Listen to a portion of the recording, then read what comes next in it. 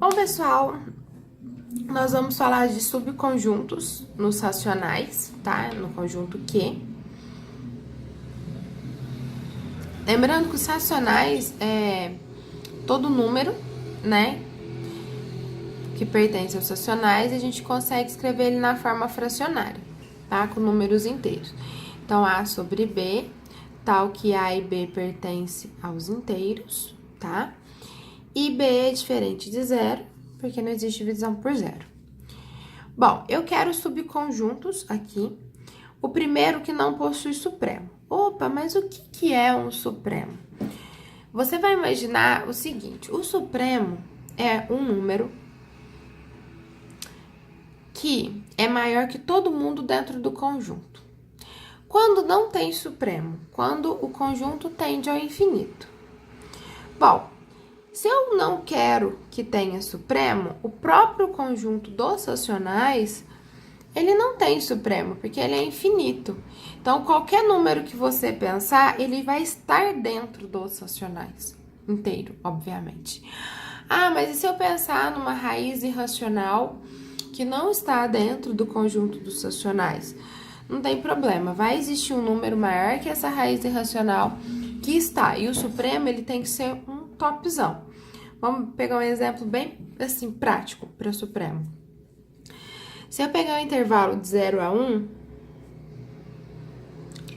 o número 1, ele é o supremo porque ele é o limite superior.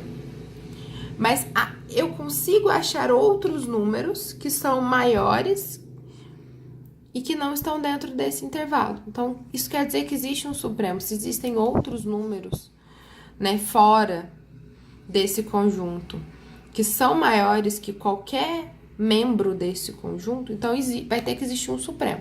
Nesse caso é o número 1, que é o limite superior. Então, aqui a gente pode colocar o próprio Q. Nós podemos colocar o conjunto dos racionais positivos. E neste caso, que eu acho bastante interessante, é que nos racionais positivos, você vai ter um ínfimo. Por que você vai ter um ínfimo? Se o supremo é tipo a cota superior, o ínfimo é a cota inferior, certo? Então, eu não estou excluindo o zero, então vou começar no zero, aí vai ter um montão de número entre 0 e 1, porque nós estamos falando dos racionais, então vai ter 0,01 e etc. Mas aí você vai ter os numerozinhos do zero para frente, né, da reta numérica. E o zero, ele demarca o início, ele demarca o menor número deste conjunto. Agora, quando eu falo que eu não quero ínfimo, eu posso dar exemplo, se aqui eu tenho ínfimo, mas não tenho supremo, eu posso pegar os racionais negativos, porque eles vão ter um supremo, ou seja, um número que é maior que todos, mas eles não vão ter ínfimo. Por quê? Porque quando eu pego a parte negativa, tô pegando o lado esquerdo da reta. Se ela tende para o infinito para o lado esquerdo, não existe um menor número. Vamos lembrar que na reta numérica, quanto mais a esquerda, menor o número, e quanto mais a direita, maior o número, certo?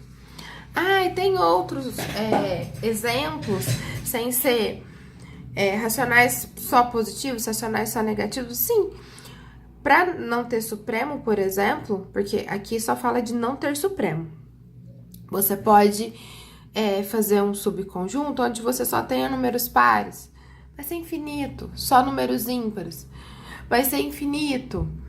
Então, eu consigo outros subconjuntos que não possuem supremo. E esses mesmos, só número par ou só número ímpar, servem para não possuir ínfimo, porque eu não estou falando de negativo ou positivo, eu quero par ou ímpar independente de sinal. Então, esses subconjuntos não vão ter nem supremo nem ínfimo, certo? Esses aqui, esse não tem supremo, mas tem ínfimo, e esse daqui não tem ínfimo, mas tem supremo. E você pode delimitar, eu quero todos os pares positivos, por exemplo, ou todos os ímpares negativos. Você pode fazer essa regrinha, eu quero múltiplos de 3 positivos. Aí você vai ter ínfimo, mas não vai ter supremo. Eu quero todos os múltiplos de 3 positivos começando a partir do 6. Então, você tem um ínfimo, mas você não vai ter supremo, porque os múltiplos de 3 são infinitos. E assim sucessivamente.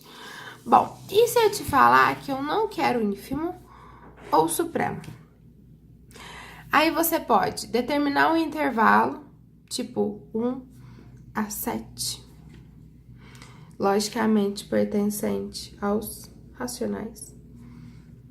Você pode estabelecer um critério, tipo todos os números que não têm o dígito 7 entre 2 e 1 milhão.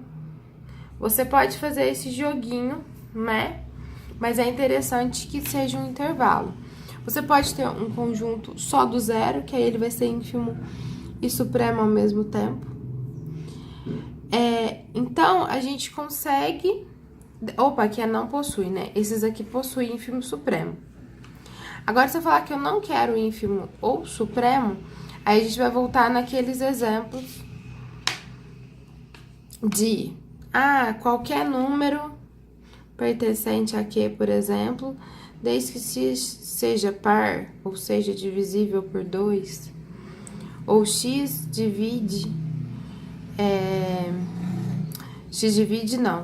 3 divide x, 3 divide x, então, ou seja, x é um múltiplo de 3. Nesse caso, como a gente tá delimitando em Q, e eu não vou ter limite nem para cima nem para baixo, ele não vai possuir ínfimo supremo. Nesse caso aqui, ele vai possuir ínfimo e supremo, tá?